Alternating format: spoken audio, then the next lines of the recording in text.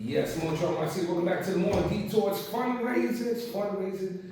But this morning we have a thrilling interview, man. This one has been a long time coming. We have Michael Joya in the building with us. He's diagnosed with high functioning autism at the age of 2. Michael Joya has faced unique challenges navigating life with autism and mental health struggles that often accompany it, including anxiety, depression, stress.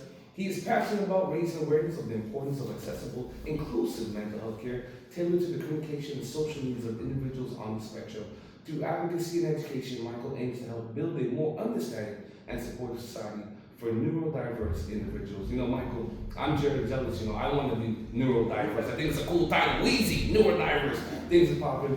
Welcome to the show. How you doing, Ken? I'm doing very good, man. I want to say thank you for having me on the show, man. It's a blessing. It's the first time on this. So A lot of people who do the morning details like the first time they do radio. But before we begin, I want to say thank you, Michael. You brought me a card, you know, for the passing of my dad a couple weeks ago. I appreciate that. We like gifts. We like things on the morning detail. No problem at all. It's a pleasure. Being nice doesn't cost anything. No, it sure doesn't. So let me open up here. Michael, you were diagnosed with high functioning autism at the age of 2. Yes, sir. Can you share some of your early challenges, where and how they shaped your journey growing up? How could I say this? That I found out at 15 years old. But when I was growing up, I always had a childcare worker always like helping me. Yeah. I thought I just needed help, and that's what it was. I thought I just needed help.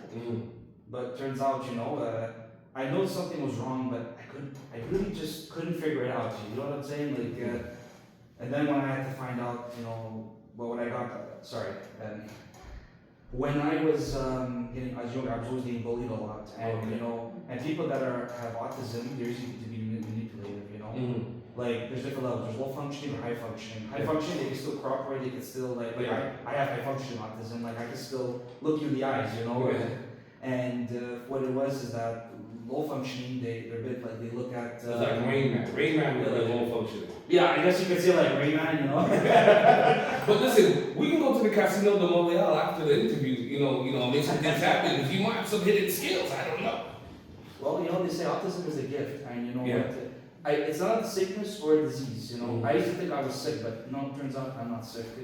Autism is just a beautiful gift. Yeah. And you know what? I overcame a lot of challenges, and I overcame bullying. I didn't know how until when I got to high school. I remember even going through high school, I got bullied. But around the end of high school, the bullying calmed down after. Yeah. So I overcame that. The challenges. But when I found out at 15 years old, if I could say, it was even my mother told me. I didn't take it well. I'll be very honest with you. Yeah. And that's why I got driven. But then when I found out, I want to use it as a gift, not a weapon. I want to use it as a gift. Because I didn't want autism to stop me, as much as it slows me down, I want to succeed in life, Yeah.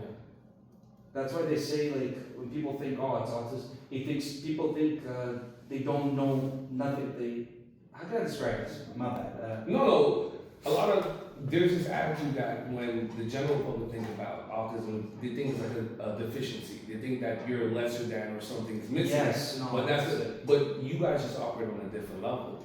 You just said it right. You just said it right, actually. But that's the world we live in, right? That's where people, are either fearful of what they don't know or ignorant to what they don't know. So it's one of two things, right? Because they don't see what people with autism can do. Like you just said before, we see things differently. Yeah. Like if I go look at the wall, someone could say I could design that wall, but me I could say I have a different way to design the same kind of wall. But they can look at the other person and say, well, usually you can design the wall better. Yeah. But you know what? That doesn't matter. You can say, no, I can do it. They just judge them. It's all Look at the gifts, exactly. Look at the gifts that they have, and they want to use it. Some people don't see the gifts that they have.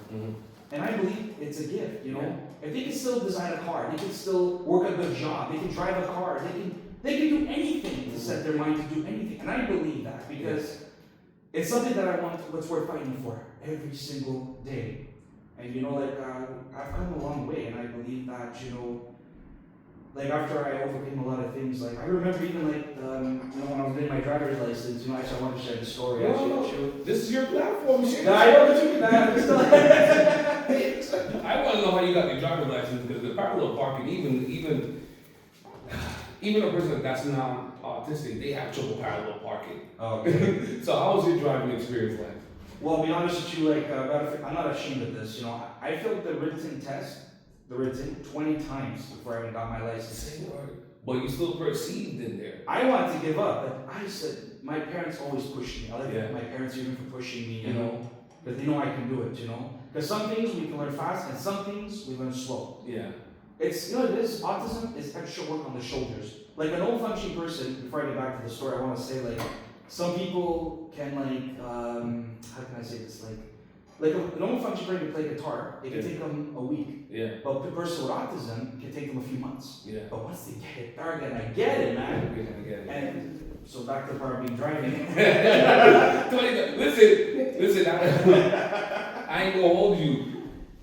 The driver part, I have to go back. I was supposed to do a left turn, and I did the turn, but the guy thought I didn't see what was going on, and he pulled the steering wheel from me and he failed me. Yeah, I was supposed to do the left turn. I prepared to do the left turn. I did it, and then he pulled the steering wheel. I'm like, bro, I had it, and then he failed me, and I went back. So even me going back after the second time, I was like, you know, I felt down with myself. But look at the dexterity. Look at the perseverance within you. 20 times after 3, I'm like, I'm dead. Yeah, I'm gonna use Uber for the rest of my life. What had you going on your 20th time? What was your emotions when you got to your 20th time doing the test? What were you thinking to yourself? You know, that's a very good question, my man. You know what? I got fed up and tired, Mm-hmm. and I said, I gotta pass. And you also gave the city of Montreal a lot of money. So no, that's expensive. You can say it like that. I always try to find, you know the silver lining of things, right? What do you mean by like you find the silver linings exactly? Like, When I look at something, I try to find like the positive in it. You know, I mean, even if a situation is disastrous, there has to be somewhat of a good or a positive or a lesson a person can learn from all situations. well, if I could say the lesson is that if I could say the lesson, excuse me. The lesson is to learn is that don't give up. You know, well, you're a master of that, Um, and a lot of people can use that. You know, that skill. I'm gonna mention a friend later about not giving up, but I'll mention that after my friend. You know, I just didn't quit. I had to push. But when I did my driving, when I passed that written, I was the happiest person. But then I did the driving test. I failed the driving once. The second time, I got it. Well, there you go. And you know what? I believe that anyone can drive a car, even an autistic person could. Well, you're living proof of that. Well, that's it. I can live in proof, you know. And thank you for your support. You're very wonderful, man. And you know what? It's about like embracing for what we have in life. It shows how far that I came. You know, and Yeah. I'm very like grateful. I work a job at the hospital. I'm a housekeeper, and you know what? I love it. And you also mentioned you're a part of different organizations as well. Oh yes, I like to mention two organizations I'm part of. I'm part of the Center of Dreams and Hopes Foundation. I am the board of directors, and I'm part of a foundation called Friends for Cause. I am the ambassador for Friends for Cause. So look at that, leading the troops. I want you to give the people a little bit more in-depthness about your reality. What do you know? Sir? I'm gonna get you into it. What are some common misconceptions that people have about autism, especially when it comes to mental health? Do you think that, have you faced a lot of people, dealing with you differently, or they have misconception or preconceived notion of what an autistic person is like? I did deal with, if I could say, I did deal with some mental health and stress, and because people did speak to me differently, and it was very frustrating. And it wasn't easy. There's some people that still treated me normally, but the majority of people still treated me differently. Right. And it was very frustrating, and people didn't know how to speak to me, and especially they'll just put me down. Like they'll tell me the truth, but they'll put me down to make me feel worse. And it wasn't easy at all. It was hard to handle and deal with. And I don't know how I still continue doing this, but I kept on going and just didn't give up. And you're here now. So segues me into my next question. In your view, what does inclusive and effective mental health support look like for someone on the autism spectrum? How would you like to receive help? How would you like to receive support being an autistic person? To get help for mental health? Yeah. Well, what I did was to get help, because I had a lot of anxiety, I went to go see a counselor. And I think it was time, because I dealt with so much, that it did help me, What was the greatest advice the counselor gave you? The greatest advice, if I could remember, well, he was always good to me, so I'm going to try to remember if I don't remember, I'm sorry. Well, everything kind of worked out for you because you got your driver's license, you're a part of all these amazing organizations, so you're definitely highly functioning.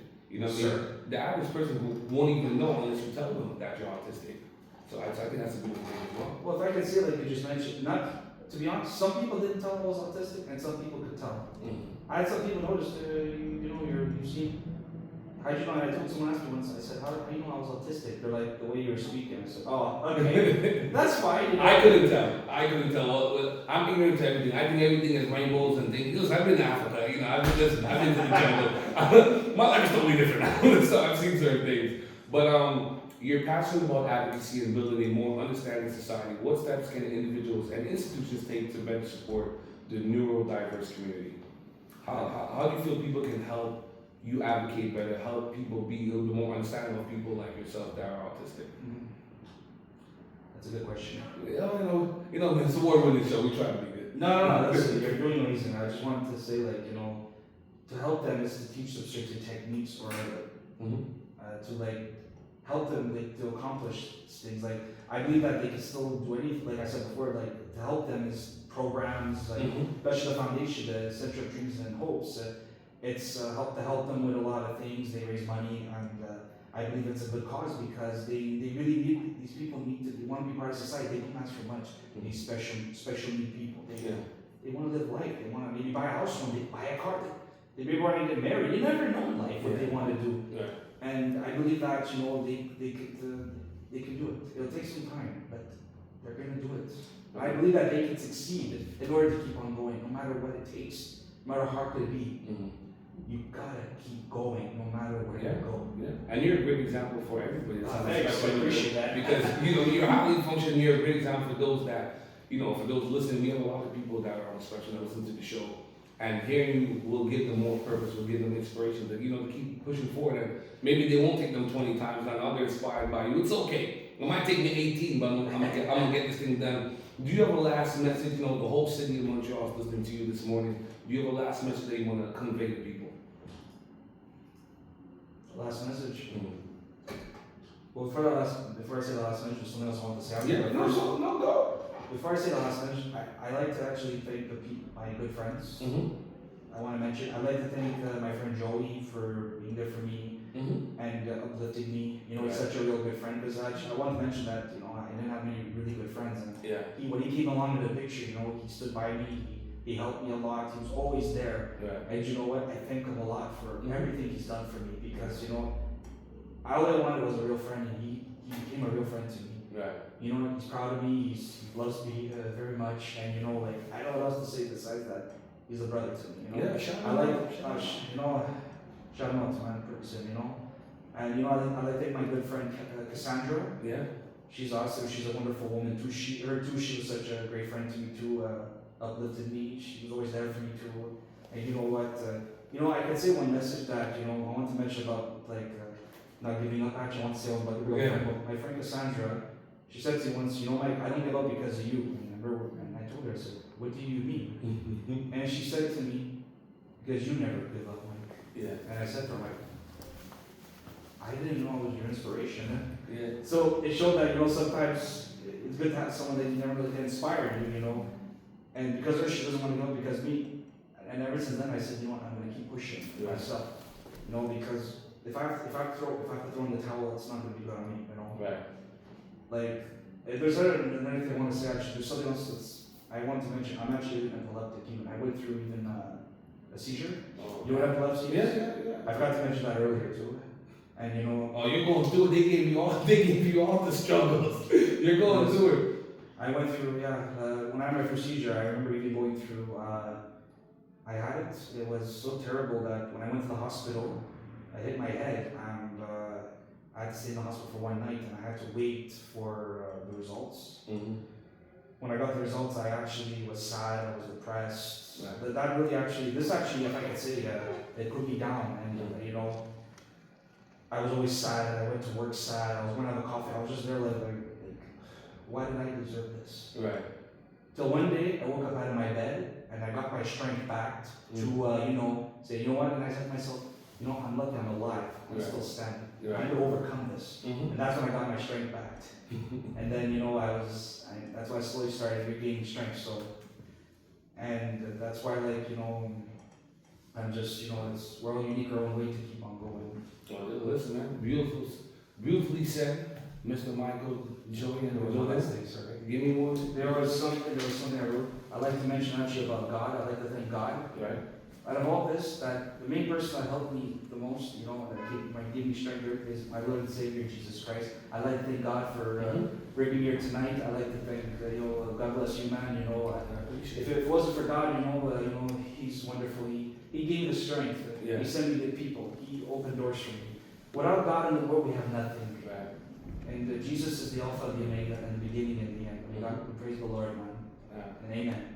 Well, there you go, man. Mucho I said, speaking of Michael Joya, a great soul right here. He's gonna be back on the show, but I don't need to come back and talk about a little bit about your organization. But CKT only give you 2 hours. I only got 2 hours. But thank you for such an inspiring story. Mucho I said, keep it locked. We got more music. It's fundraiser. Call us up. Go on the link tree, D1254. Donate. This is the show for the people, by the people. Moon Chase. Thank you. Perfect, man. There you go. 15 minutes.